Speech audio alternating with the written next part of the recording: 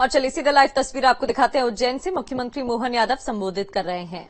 हमारे बीच एक ऐसे शख्स मौजूद हैं जिनके पहनावे से भारतीयता की सुगंध आती है और मूल रूप से हम तो विक्रमादित्य की नगरी के लोग हैं और विक्रमादित्य काल की विशेषता ये हमने केवल सुनी कि उनके नवरत्न होते थे और नवरत्नों के अपने अपने गुणधर्म देखो तो वो दुनिया में आज भी उस नाते से एक विशेष सम्मान से दुनिया उनको देखती है। महाकवि कालिदास घटकर पर एक से एक बढ़कर के काल के प्रवाह में नरेंद्र मोदी जी के भी अपने मंत्री इसी नाते से पहचाने जाएंगे, ये लिख के दे सकता हूं। आप बताओ, एक वरिष्ठ आईएएस अधिकारी अपना वेशभूषा शुद्ध भारतीय भाषा के भारतीय व्यवस्थाओं के अनुरूप पहने। माननीय अर्जुन जी मेघवाल बहुत वरिष्ठ आईएएस अधिकारी थे, अपनी नौकरी छोड़ करके इस जनतंत्र के काम में लगे और इस जनतंत्र के काम में लगे तो कैसे लगे, अपने प्रत्येक कदम से एहसास करा रहा है। ऐसे हर मंत्री को देखो, हर अधिकारी को देखो। कभी कल्पना कर सकते अजीत डाभोल 10 साल हो गए तो नौकरी छोड़े और 10 साल बाद वापस लाए और सुरक्षा सलाहकार बनकर के दुनिया में एहसास करा कि भारत और भारत की ताकत क्या है। ये एहसास हो रहा कि नहीं हो रहा आराम से। जयशंकर प्रसाद से पूछा गया कि आप ये रसिया से तेल खरीद रहे हो और अमेरिका से बात कर रहे हो, ये कैसे संभव है? तो उन्होंने कहा मोदी है तो ये एहसास कोई करा सकता है क्या? ये मैजिक जो चल रहा है। अब आप कानून मंत्री हैं, अभी आप उस पर बोले ही नहीं है। आपने कहा कि न्याय संहिता को बदल करके, दंड संहिता को बदल के न्याय संहिता स्थापित की। कानून अंग्रेजों के हिसाब से जब कानून बनाते तो वो दंड दे करके अपनी ताकत का एहसास कराते थे। हमारे यहाँ तो हजारों साल से, और ये विक्रमादित्य का विक्रमोत्सव का 3रा दिन है। विक्रमादित्य के कई गुणों के कारण से विक्रमादित्य जाने जाते थे। तो विक्रमादित्य न्याय परंपरा के लिए सबसे बड़ा मापदंड स्थापित करते आए हैं और मूल रूप से माननीय अर्जुन जी मेघवाल जी से विक्रमादित्य विषय को चर्चा हुई लेकर के, तो आपकी भी वो अभी चूंकि आपने समय कम है और उनको दूसरे कार्यक्रम में भी जाना, वहां बोलना है, तो वहां का समय ले लिया। लेकिन विक्रमादित्य के उस गुण से प्रभावित होकर के हमारी न्याय के मापदंड और उसका प्रतिमान भी बदला। आपने कहा कि आंख बंद करके कोई तराजू लेकर के न्याय करने में कभी सक्षम नहीं हो सकता। आंख की पट्टी खोलने का काम भी मोदी है। तो ये जो आंख की पट्टी बांध करके कोई न्याय होता है क्या? ये काला कानून और कितनी पिक्चरें देखी थी अपन ने पुराने जमाने में। तो कानून केवल बातों से नहीं चलता है, कानून संवेदनाओं से चलता है, आंख खोल करके देखने के साथ। और हमारे यहाँ तो आंख भी अलग अलग मानी गई है। आंख तो खुलेगा लेकिन ज्ञान चक्षु उसके और भी पीछे देख रहा है। ये जो हमारी परंपरा है, जिसके कारण से भारत हजारों हजार साल से जाना जाता है। एक बार पूरे मंच का अभिनंदन करें। मेरे एक और मित्र यहाँ बैठे मंत्री हैं, गौतम टेटवाल जी, आपका भी अभिनंदन है।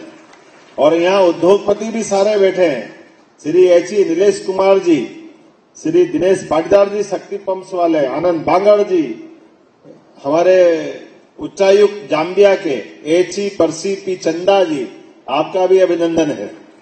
हमारे निश्चल त्रिवेदी जी, अजीत कुमार जी, आलोक बिड़ला जी, जितेंद्र अग्रवाल जी, आशीष कंकारिया जी, पी अहुलीवालिया जी, हमारे वरिष्ठ अधिकारी मोहम्मद सुलेमान साहब, राघवेंद्र जी, पी नरहरि जी, चंद्रमौली शुक्ला जी, इस अवसर पर मौजूद हमारे वरिष्ठ विधायकगण, कई सारे अलग अलग दायित्ववान पदाधिकारीगण, आमंत्रित अतिथिगण, आप सबका एक साथ कितने अलग अलग प्रकार से सहयोग से ये हमारी 2 दिन के इन्वेस्टर्स समिट का एक तरह से समापन का हम तरफ पहुंच गए हैं। लेकिन समापन भी एक नई भविष्य की संभावना लेके चले, जो आपने बहुत अच्छे ढंग से डिफाइन किया। आपने कहा आपका एक समय मान लो, बिजली के आमंत्रण का दूसरा समय मान लो, तीसरा आपने कंप्यूटर से जोड़ा, चौथा आपने वर्तमान के एआई के जुड़ी हुई व्यवस्थाओं से जोड़ा।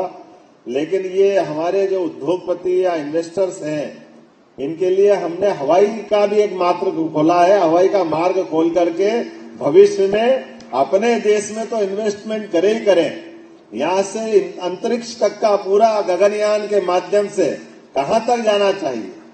और ये जो सुविधाओं को देकर के बात हुई है, आज हमने कहा कि इसलिए किसी भी मनुष्य की अगर प्राण बचाए, उसके कष्ट में हाथ बढ़ा दे, तो सरकार नहीं तो काहे की सरकार। मैं जानता हूं विक्रमादित्य का एक गुण ये भी था कि उनके सामने ऐसे कई मौके आए, बहुत सारी कथाएं चलती, लेकिन व्यक्ति के लिए अपने प्राण को हथेली में रख करके सहजता के साथ उसके साथ सामने पहुंच जाए। इसकी एक छोटी सी कहानी कहकर के मेरी अपनी बात को यहां समाप्त करूंगा। विक्रमादित्य और राजा भोज दोनों के किस्से ऐसे मानते कि विक्रमादित्य ने जो जीवन में किया है, बाद के काल में हर राजा विक्रमादित्य बनना चाहता था कि मैं विक्रमादित्य के समान, जिसने पुरुषार्थ पराक्रम और अपनी कुछ उपलब्धि हासिल की, वो अपने आप को विक्रम के समकक्ष मानता है। तो हमने सबने पाठ्यक्रम में पढ़ा है, राजा भोज ने बहुत सारे प्रकार से अपने जीवन में बड़ी बड़ी उपलब्धि हासिल की। 10 प्रकार के उनके गुण थे। उनकी पुस्तकें आज भी भोजपत्र में उनके लिखे गए सभी संदर्भ ग्रंथ सहित उपलब्ध है।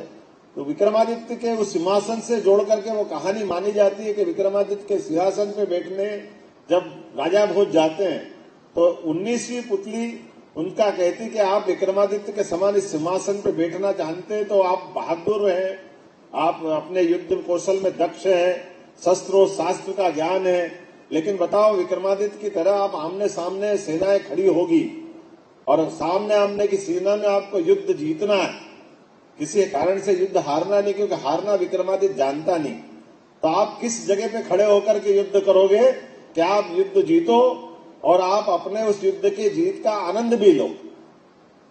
विक्रमादित्य के उस तरीके से सोचने में राजा भोज ने कहा कि मैं आपकी बात समझता हूं कि अगर आमने सामने की सेना खड़ी है और सेना भी बड़ी संख्या में है और युद्ध मुझे जीतना है, तो मैं कहां, उन्होंने कहा आप कहां खड़े होकर के युद्ध का नियंत्रण करोगे, संचालन करोगे।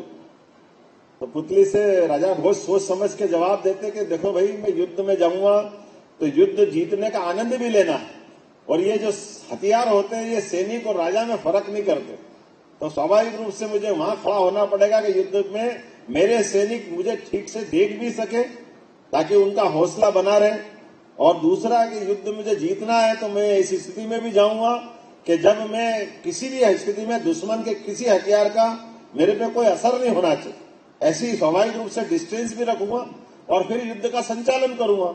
उन्होंने कहा हो गया काम खत्म। बोले क्यों? बोला आप विक्रमादित्य का स्थान नहीं ले सकते। तो उन्होंने कहा भाई कोई बात नहीं, आपकी बात मान लेता हूं, पर ये बताओ कि मेरे और विक्रमादित्य में क्या अंतर है? क्या विक्रमादित्य इतना बुद्धिमान नहीं है कि वो ये सारी बातों का विचार करे? बोले नहीं, विक्रमादित्य वो बुद्धिमान तो है जितना आप बता रहे हो, लेकिन आपसे भी आगे वाले हैं। और आगे वाले कैसे हैं? बोले फर्क इतना ही है, विक्रमादित्य ने कहा कि जन्म के बाद मौत कितनी बार आती है,